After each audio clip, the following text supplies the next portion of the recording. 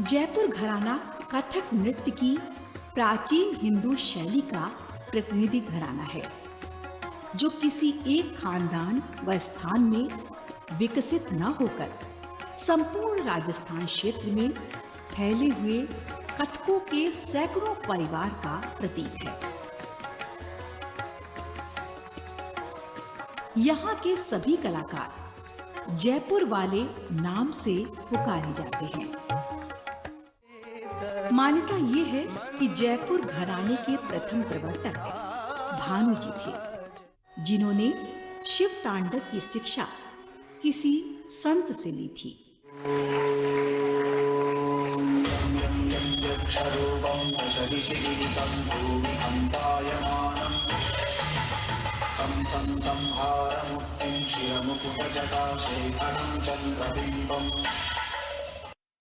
जयपुर घराने की बात जब हम करते हैं तो जयपुर में पुराने गुरु लोग जो इस शिक्षा को अपने शिष्यों में बांटते थे, जयपुर घराने में लयकारी को अधिक महत्व दिया जाता था, तैयारी को अधिक महत्व दिया जाता था, चक्कर को अधिक महत्व दिया जाता था। और कुछ जैसे अभिनय का पक्ष होता है, बहुत स्ट्रांग पक्ष होता है कथक का, तो अभिनय की तरफ उतना अधिक ध्यान जयपुर घराने में नहीं दिया जाता था जितना कि लखनऊ घराने में। जयपुर घराने में ये यतियों जातियों पर बहुत काम किया है। जयपुर घराने के सुंदर प्रसाद जी प्रतिष्ठित गुरु रहे हैं, जो जोधपुर से थे। उन्होंने यतियों पर काम किया। मेरे गुरुजी थे मोहन राव जी कल्याणपुरकर, उन्होंने भी जातियों यतियों पर बहुत काम किया। जैसे अलग अलग लय में एक ही बंदिश को, जैसे एक है धागे तेट का ता कीट ता गे न तेट का ता गदि गे न नग तेट तक तक धूम किट तक धूम किट तक धात्र का धिकिट धूम किट तक गदि गे न नग धेर किट तक धे ता तिटकत गदिगन नग तिटकदान गे गे गे तधा तिटकत गदिगन नग तिटकदान गे गे गे तधा तिटकत गदिगन नग तिटकदान गे गे गे तधा। अब इसमें अलग अलग लय वेरिएशन हो रहा है, जिसको हम यति कहते हैं संगीत की भाषा में।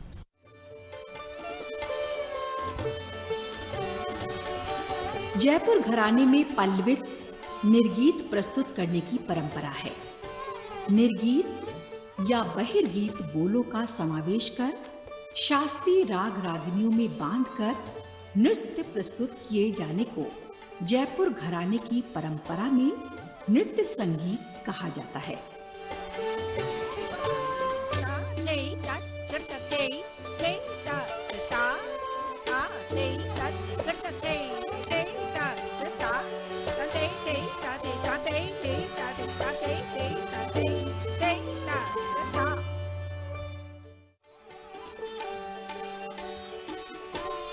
नृत्य के बोलों के समान पखावज के बोलों को भी रागों में बांधकर जयपुर घराने में प्रस्तुत किया जाता रहा है, जिसे तिरवट या त्रिवट कहते हैं।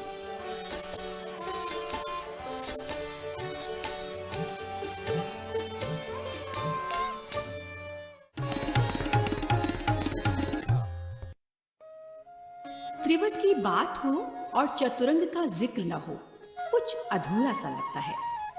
चतुरंग में 4 अंग पाए जाते हैं, किंतु 4 राग, 4 ताल और 4 भाषा संबंधी नियम आज इसमें देखने को नहीं मिलता।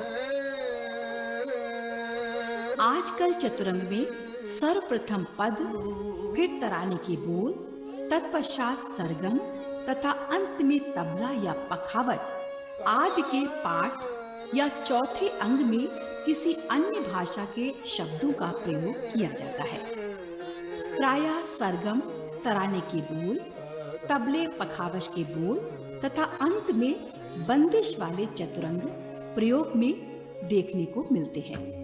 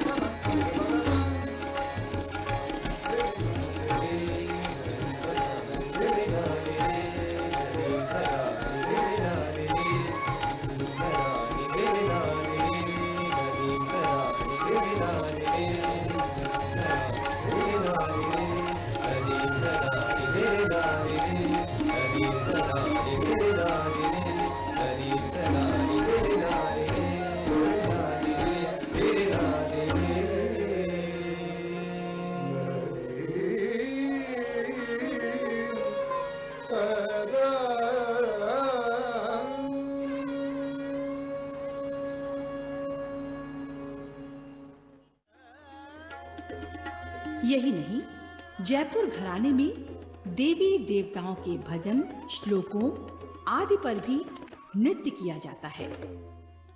सात्विक श्रृंगार, भक्ति एवं करुण रस की प्रधानता इस घराने की विशेषता है।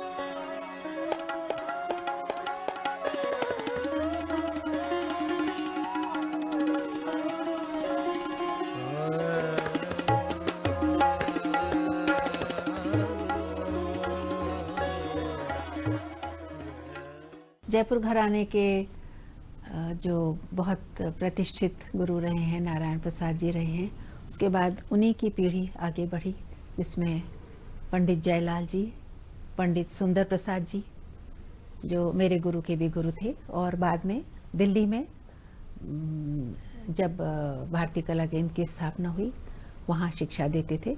फिर कथक केंद्र में उनको जब कथक केंद्र खुला तो कथक केंद्र में भी शिक्षा देते थे। बहुत अच्छे अच्छे शिक्षक उन्होंने तैयार किए हैं, जैसे उर्मिला नागर जी, आज भी उनकी बहुत प्रतिष्ठित गुरु और नृत्यांगना में उनका नाम गिना जाता है। इसके अतिरिक्त एक गंगानी परिवार हुआ है, पंडित सुंदरलाल गंगानी जी, कुंदनलाल गंगानी जी। इनके ये तो स्वर्गवासी हो गए, लेकिन इनके परिवार के भी लोग आज भी नाच रहे हैं। राजेंद्र गंगानी जी इसी परिवार के हैं, और आप जानते ही बहुत अच्छे गुरु भी हैं और नर्तक भी बहुत अच्छे हैं। और आज भी क्या तैयारी उनकी है कि हम आज भी हतप्रभ हो जाते हैं उनका नृत्य देख के।